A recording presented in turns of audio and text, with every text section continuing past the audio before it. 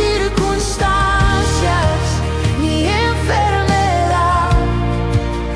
Cuando tú hablas, milagros veré.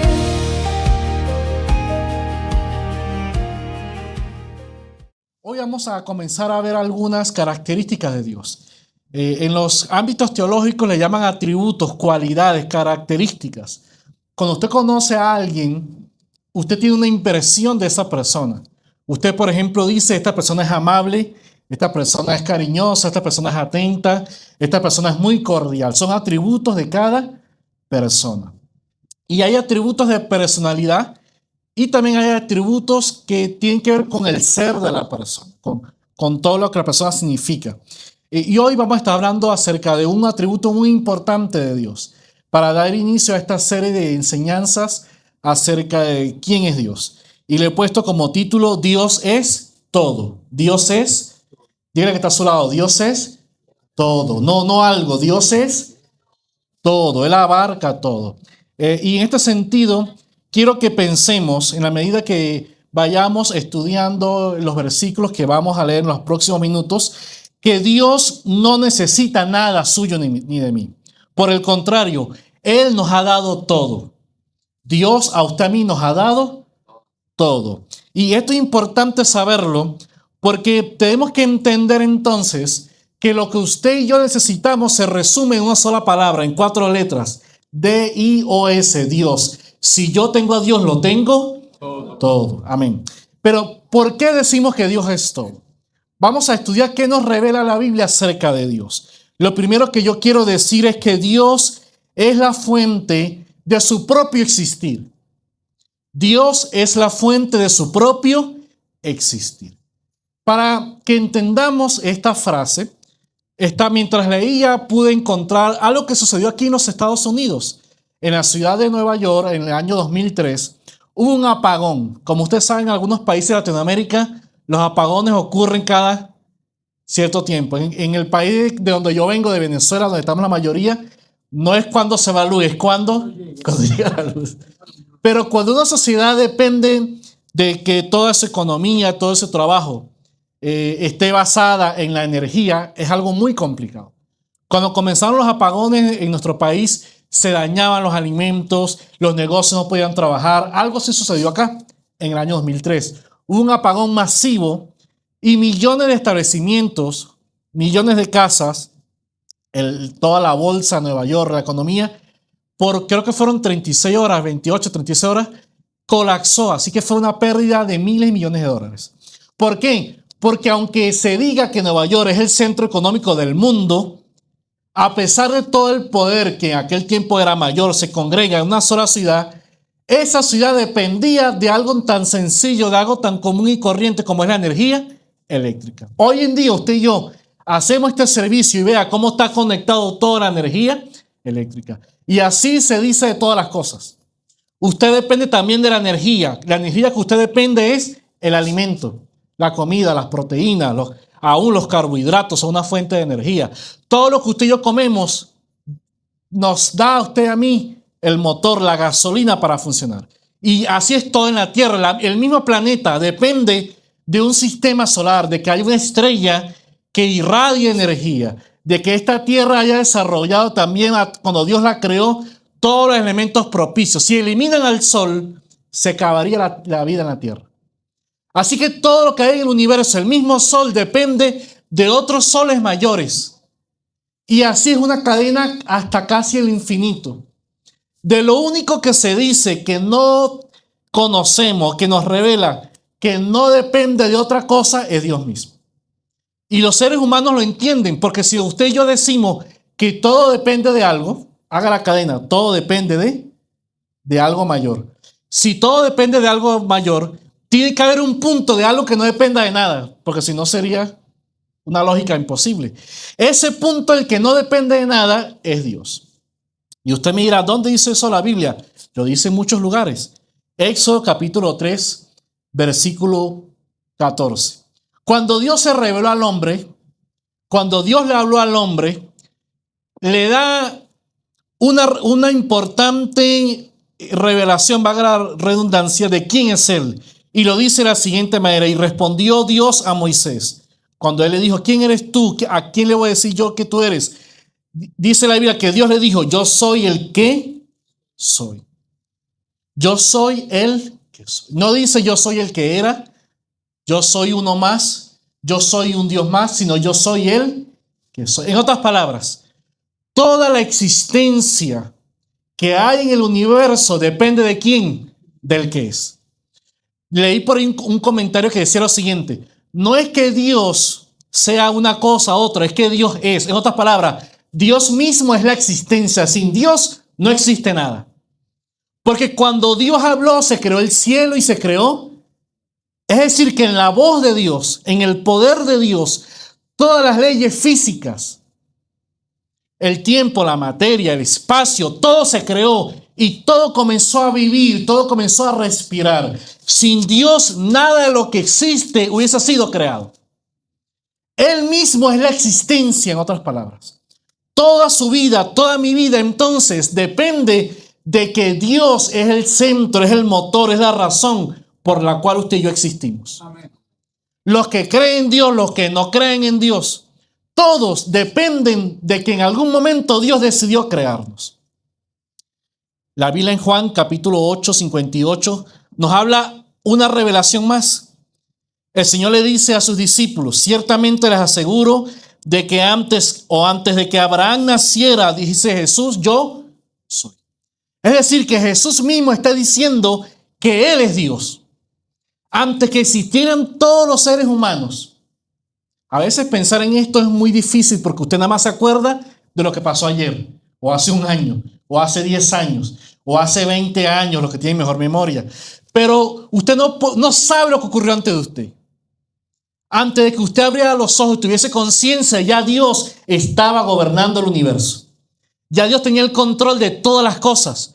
Y después que usted se vaya de esta tierra, cuando usted y a mí nos toque recorrer el camino por el cual todos los hombres y mujeres pasan o pasarán, Dios va a seguir teniendo el control en esta tierra. Por eso Jesús dice, mire, antes de que ustedes nacieran, antes de que sus padres nacieran, le dicen a ellos, ya yo existía.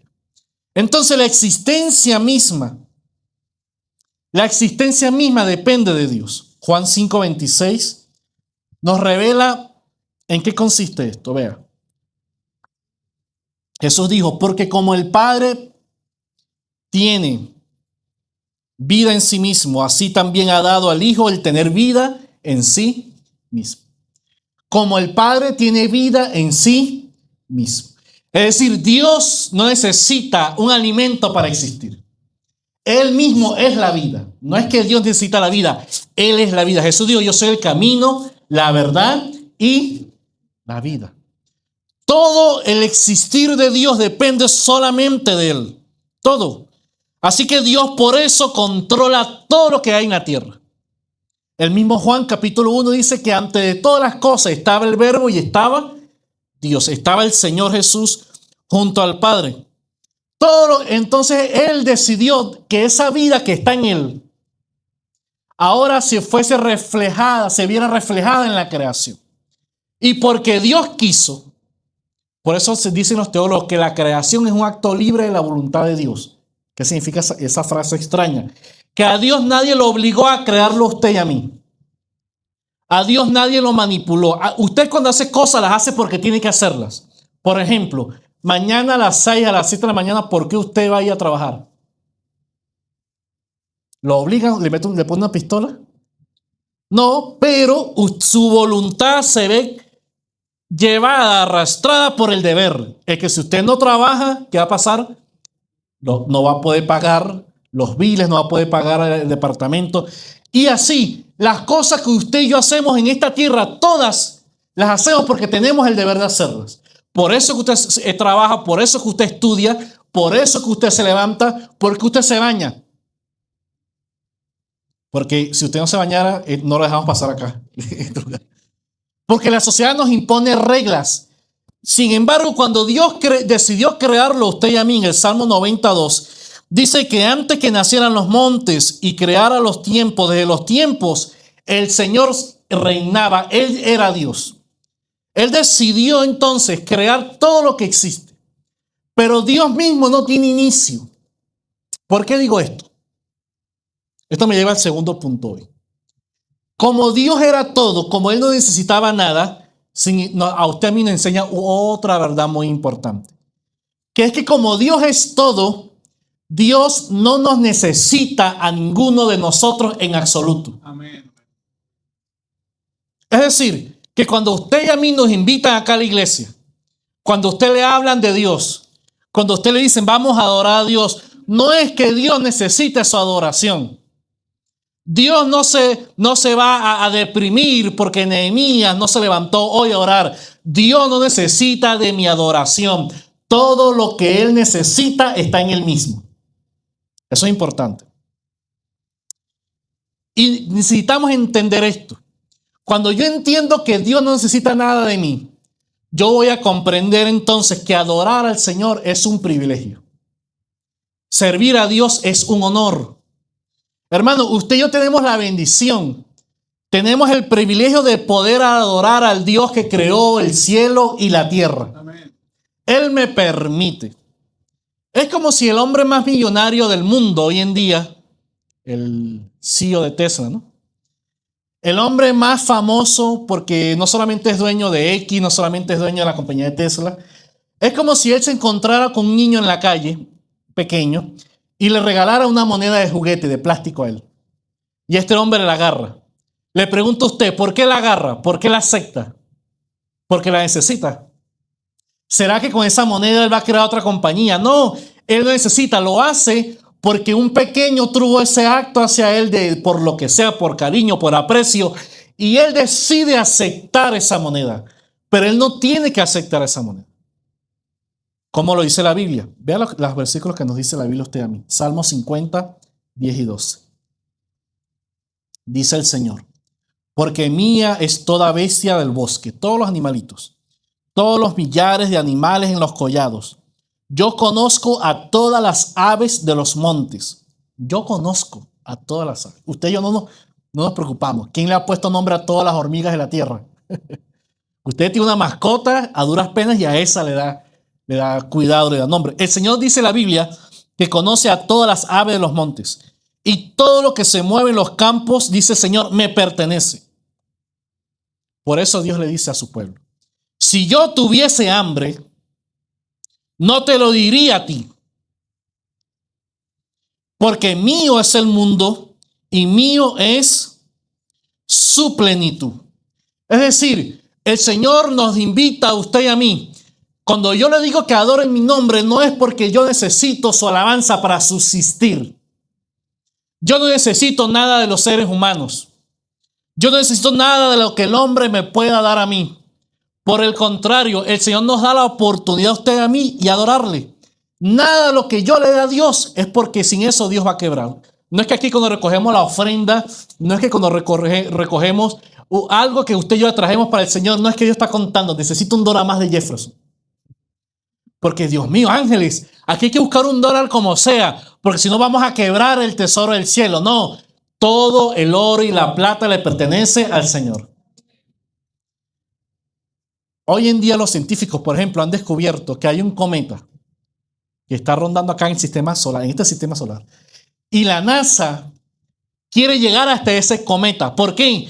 Porque dicen que ahí hay 500,000 toneladas, algo así, de oro y materiales que harían que todos los valores del oro que hay en la Tierra llegaran a cero. En otras palabras, y hay tanto oro que todas las personas del mundo por lo menos les tocaría 1 kilo de oro.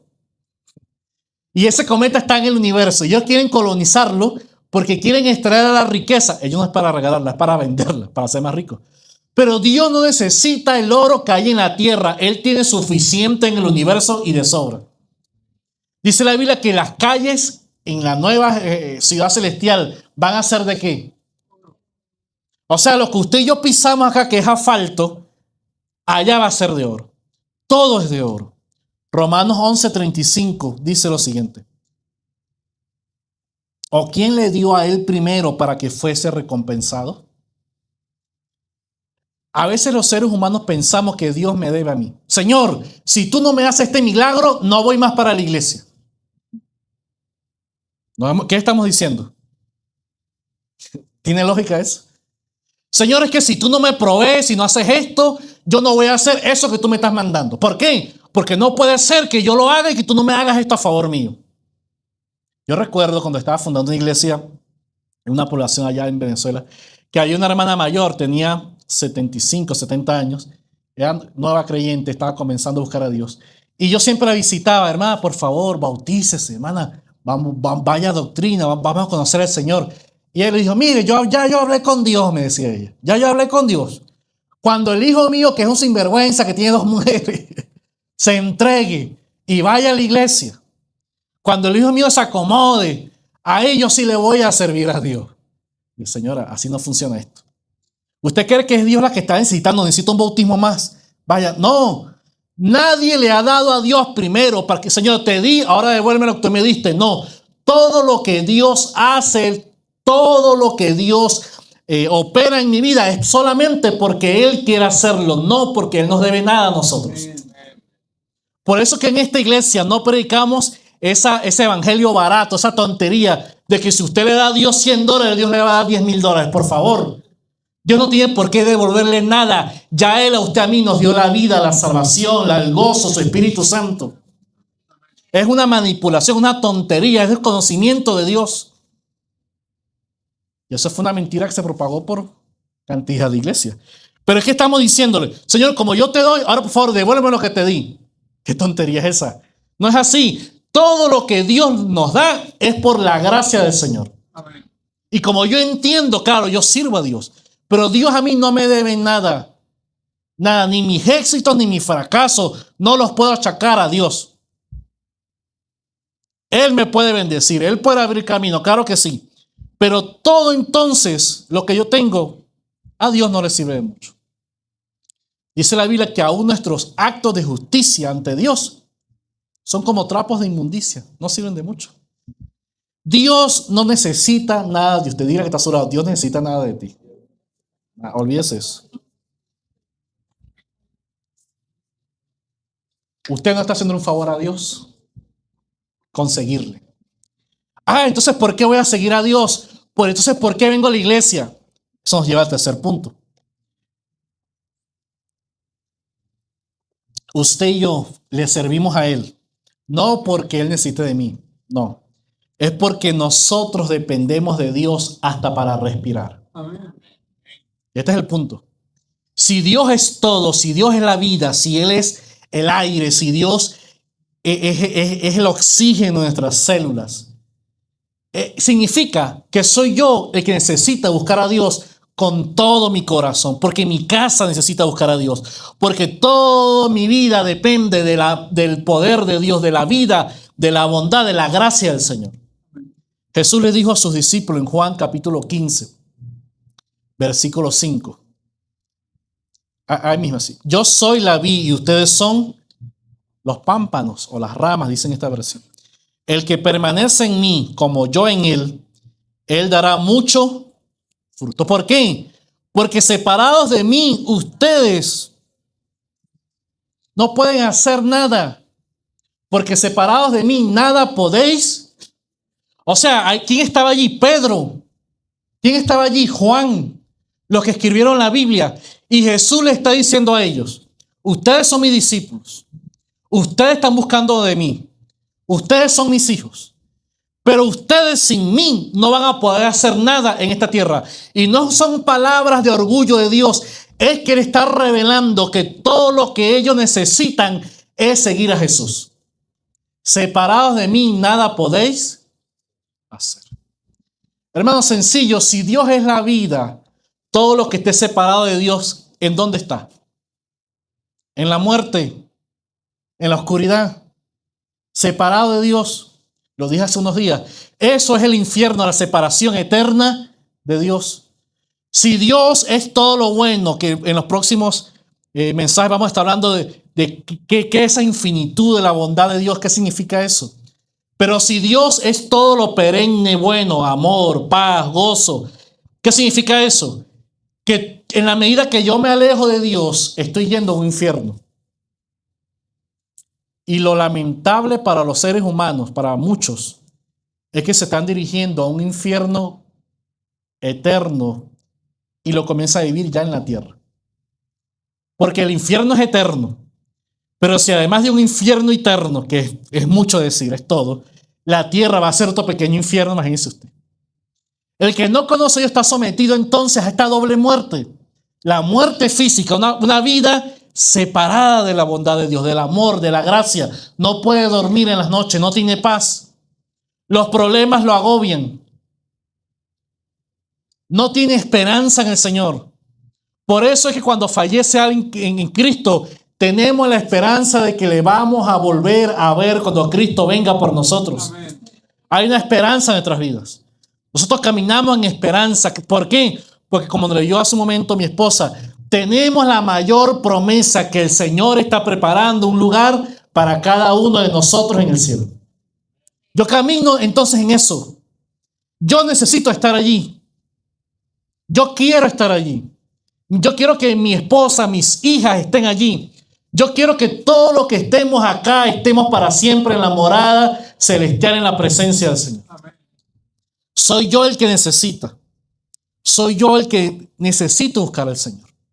Nehemías, el que le dio origen a mi nombre, en el capítulo 9, versículo 6, hace una oración y dice lo siguiente: solo tú eres el Señor. Tú has hecho los cielos y los cielos de los cielos con todas sus... Es decir, que Dios creó este sistema solar. Pero no solamente eso. Dios creó el cielo que está por encima de este cielo. Es decir, el universo. Y no se queda allí. Dios creó el cielo que no se puede ver porque no es de esta esfera en la cual las leyes físicas rigen. Dios creó aún los cielos eternos. Eso es algo que usted y yo no podemos ni comprender, ni ver, ni tocar. Algún día lo haremos. Pero el Señor creó los cielos de los cielos. Y dice la Biblia que Nehemías dijo: tú le das vida a todo lo creado. Mi vida, en otras palabras, existe porque Dios, cada vez que me toca, que me mira, cada vez Dios está pendiente y cuidándome hasta que cumpla mi propósito en esta tierra. Lo mismo sucede con usted. Cada minuto, cada segundo que usted respira, es Dios permitiéndole a usted cumplir su plan en esta tierra. Usted y yo dependemos. El día que Dios quite el hálito, el aliento, el espíritu de usted, hasta ese día. Ay, pero es que él estaba mire, estaba rosado. Él hacía gimnasio todos los días. Él no le daba ni gripe. No digo por tiempo. ¿Qué le pasó? Sencillo, que Dios decidió que hasta ese día llegaba su vida. Hoy en día estaba escuchando que hay un científico en Japón que parece que lo logró, o están trabajando en ello, en trabajar en las células de los ratones, para que ellos tienen su época de vida, ¿no? No sé cuánto dura un ratón, 1 año. A veces en las casas eran eternos y se multiplicaban. Pero ellos viven 1 año, supongamos. Y en la medida que envejecen, ¿cuál es el estudio? Que trabajan en las células para que no borren la información del ADN y se rejuvenezcan. Eso es lo que pasa en usted y en mí, que las células se rejuvenecen. Pero llega un punto que no se rejuvenecen y eso causa el envejecimiento. Entonces, si eso es así y el hombre logra descubrir cómo lograr que la información, el ADN, no se pierda, ¿qué va a suceder? Que no van a envejecer las células. Con estos ratones parece que los lograron. Y entonces este ratón rejuveneció. Si eso es verdad, quizás sea el avance médico más grande de la historia. No de este siglo, de la historia. Porque si lo lograron hacer en ratones, que eso está por confirmarse, y lo traspasan a los seres humanos, ¿cuál es el plan de ellos entonces? Vivir por siempre. Vivir por siempre. Que el hombre pueda durar 500 años y que si se muere sea porque un carro lo atropelló, como el funado José Gregorio Rendal, el doctor. Pero que no sea porque envejeció. Entonces le preguntaba la persona que está hablando con él en el podcast: ¿y tú crees que esto pueda ser posible ya en nuestra generación? Él me dice: hace 6 meses esto no existía. Y eso se descubrió la semana pasada. Es decir, que es probable que en los próximos 5 o 10 años, no sabemos si lo logren, pero algún avance haya. ¿Por qué decía él? Aquí es donde quiero llegar. Porque yo creo que puede ser, por lo menos algo parecido. No digo que va a pasar, pero algo parecido. Porque los hombres más ricos del mundo ya lo tienen todo. ¿Qué le falta a los hombres que tienen 1.000 millones de dólares? Un hombre que tenga 10 millones de dólares, ¿qué le falta? Vida. ¿Qué le falta al presidente de este país? Tiene 6.000 millones de dólares, tiene el poder, cambia a reyes como cambiar el empleado de la casa. Ya lleva 2.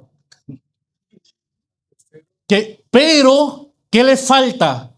Que tiene 86, 87 años de edad.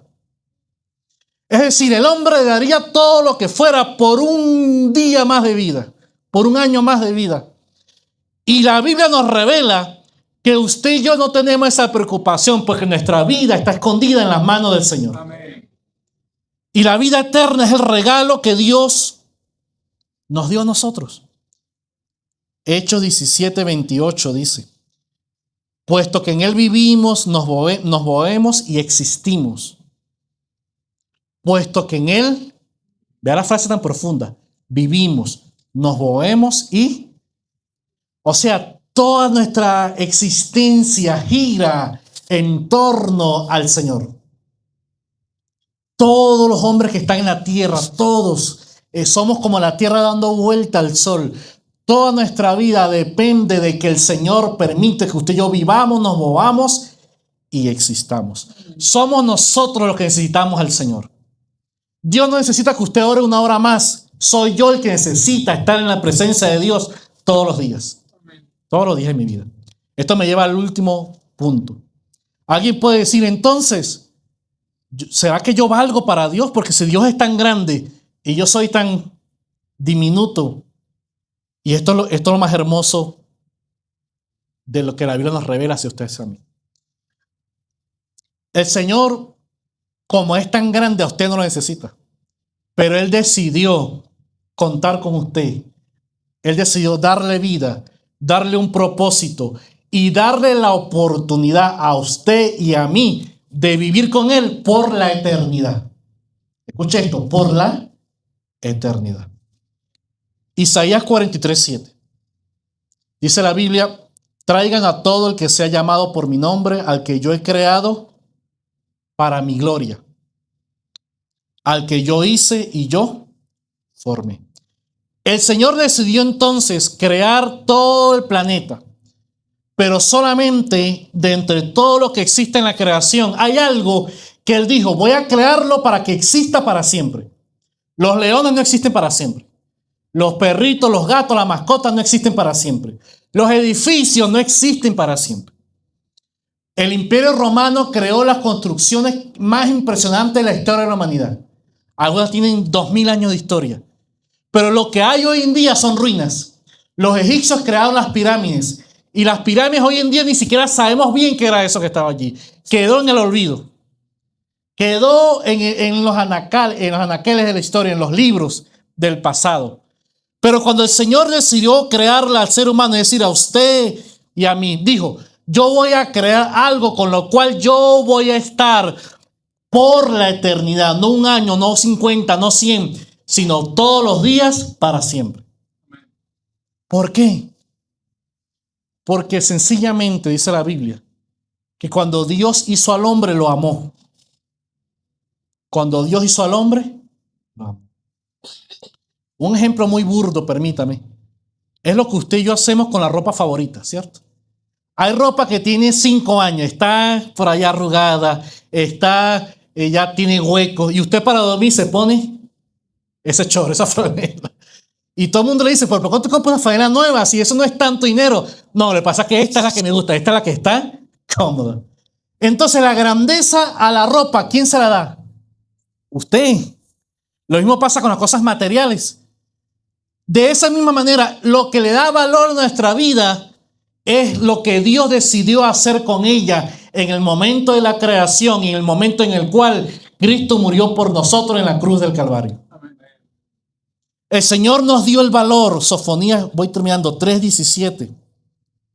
Sofonías 3:17 nos revela ¿Por qué Dios hizo eso? Porque el Señor tu Dios, dice la Biblia, está en medio de ti como guerrero victorioso. Ahora vea lo que dice, muy interesante. Se deleitará en ti con gozo, te renovará con su amor y se alegrará por ti con canciones, con cánticos, con cantos, como en los días de fiesta. Yo te libraré de las tristezas que son para ti una carga deshonrosa, continúa el versículo.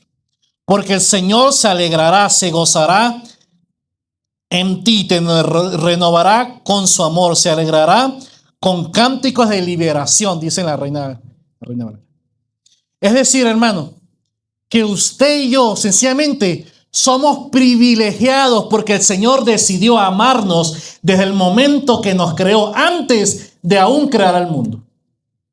Somos unos privilegiados, no por lo que usted tiene, no por lo que su vecino dice de usted, sea bueno o sea malo, no por lo que usted piense de usted. No es que yo soy muy inteligente, que es que yo predico muy bien, que yo canto muy bien. Dios sabe que yo ofrendo, Diosito sabe que yo me porto bien. Eso está muy bien, pero no es eso lo que hace la diferencia entre usted y otro. Entre usted y las plantas, por ejemplo. Lo que hace la diferencia es que el Señor decidió amarlo y amarlo hasta el fin con su propia vida. Es una bendición. Usted y yo entonces estamos caminando en el Evangelio, buscando al Señor. Porque aunque todavía, dice el apóstol, no sabemos lo que hemos de ser, sabemos que cuando Cristo venga, vamos a verle tal cual como Él es y vamos a estar con Él para siempre. El hecho de que Dios exista en Él mismo, para mí es la mejor noticia. Porque entonces yo pongo toda mi carga, todo mi estrés, todas mis deficiencias, todos mis problemas, aún mis fracasos, a los pies de la cruz del Señor. Porque yo no dependo de lo que ha pasado en mi vida, o de lo que va a ocurrir hoy, o de lo que está ocurriendo en mi casa. Eso no lo define a usted ni a mí. Lo que nos define a usted y a mí es que el mismo Señor nos amó primero. Eso es que usted le da valor.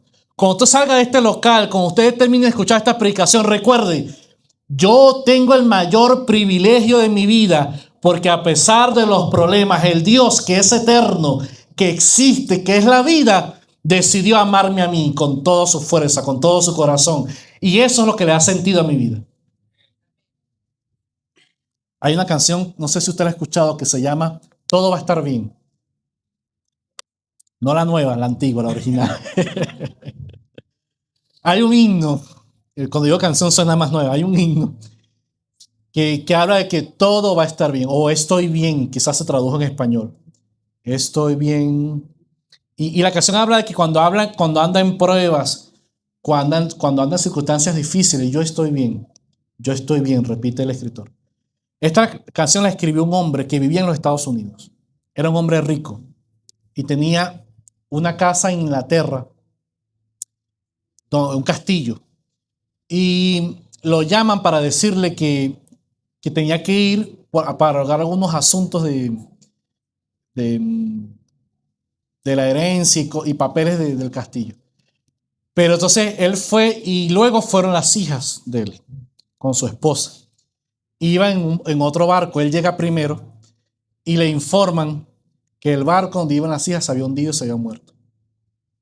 Cuando este hombre recibe la carta, no recuerdo si ya estaba en el barco, estaba allá, le dice que todas sus hijas murieron. Y hubo un incendio en el barco, un problema, un naufragio y se murieron. En medio de esa circunstancia, él escribió esa canción. Cuando vienen las pruebas a mi vida, cuando vienen las circunstancias difíciles, yo estoy bien porque el Señor me salvó. Así lo escribió en inglés. Yo estoy bien porque mi Redentor me salvó. Es decir, por supuesto que estaba dolido. Por supuesto que había perdido lo más valioso de su vida. Pero en él había la esperanza que así como el Señor preparó todo en su vida, que así como el Señor estaba atento en su vida, así como el Señor estaba viendo lo que pasaba, en algún momento él se iba a reunir con sus hijas en la presencia del Señor. Eso a él le daba paz porque decía que en algún momento él iba a llegar allá también. Y en su vida entonces, pase lo que pase, él estaba bien porque estaba en las manos del Señor. Yo quiero invitarle esta mañana de que sin importar lo que está ocurriendo en su vida, usted y yo entendamos que todo está bien. Todo está bien. Así la deuda ya haya pasado tanto cero en su cuenta. Así los problemas la hayan golpeado su hogar. Así usted se sienta defraudado, avergonzado, triste, con cualquier circunstancia. Usted está bien porque la mano de Dios está con usted. Dios somos privilegiados porque Dios está con nosotros.